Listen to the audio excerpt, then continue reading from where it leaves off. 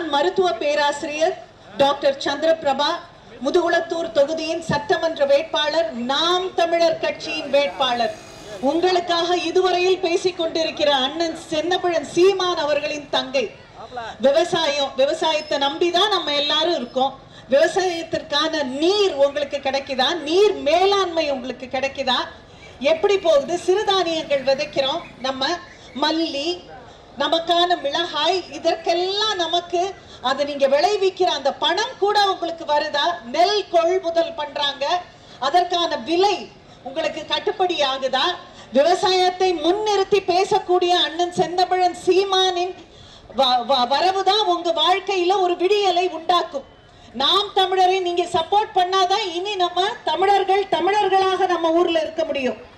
தமிழர்களாக இருக்க வேண்டும், விவசாயம் வாழ வேண்டும், மகத்தான மருத்துவம் வேண்டும், தரமான கல்வி வேண்டும், பெண் பிள்ளைகளுக்கு பாதுகாப்பு வேணும். இப்ப சொல்ற ஒவ்வொரு விஷயமும் உங்க நடைமுறை வாழ்க்கையில் எவ்வாறு இருக்குதுன்னு நீங்க சிந்திச்சு பாருங்க. 75 வருஷம், ஒரு 2 வருஷம் இல்ல, நம்ம தான் ஓட்டு போட்டு 75 வருஷம் அதிமுகக்கும் திமுகக்கும் மாறி மாறி மாறி மாறி கொடுத்திருக்கோம். எல்லாம் ஒரே குட்டையில ஊர்ற மட்டை, வேற ஒண்ணும் கிடையாது. என்ன உருப்பிட்டு இருக்கு? நல்ல சாலைகள் இருக்கா? போக்குவரத்து நெரிசல் என்னைக்காவது குறைஞ்சிருக்கா? விவசாயி சந்தோஷமா வாழ முடியுதா? ஏன் நம்ம ஊர் பிள்ளைங்க வேற ஊர்ல போய் கையேந்தணும், வேலை பார்க்கணும்? நமக்கு நம்ம நிலம் இருக்கு, விவசாயம் பண்ணி சந்தோஷமா இருக்கலாமே, மகிழ்ச்சியா இருக்கலாமே. பிள்ளைங்க பாதுகாப்பா இருக்கணும்ல. ஒரு சமுதாயத்தில் பெண் பிள்ளைகளுக்கு பாதுகாப்பு இல்லை எனில் அது சமுதாய கேடு, அந்த அரசாங்கம் ஒரு சாபம்.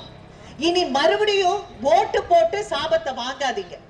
தயவு செய்து யோசிங்க, சுத்தி முத்தி பாருங்க, உங்க வாழ்க்கை தரம் எவ்வாறு உயர்ந்திருக்கிறது.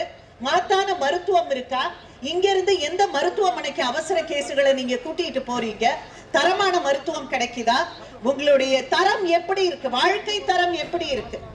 வாழ்க்கை தரத்தை நிர்ணயிக்க வேண்டும். நீங்கள் யாரை நீங்கள் தேர்ந்தெடுக்கிறீர்கள் என்பது சுற்றுச்சூழல், உங்கள் வாழ்க்கை தரம், உங்கள் கல்வி, உங்கள் மருத்துவம், உங்கள் பெண் பிள்ளைகளுக்கான பாதுகாப்பு, இது எல்லாத்தையும் நீங்க நினைச்சு பார்க்கணும். நினைச்சு பார்த்து தயவு செய்து ஒரு மாற்றம் வேண்டும்.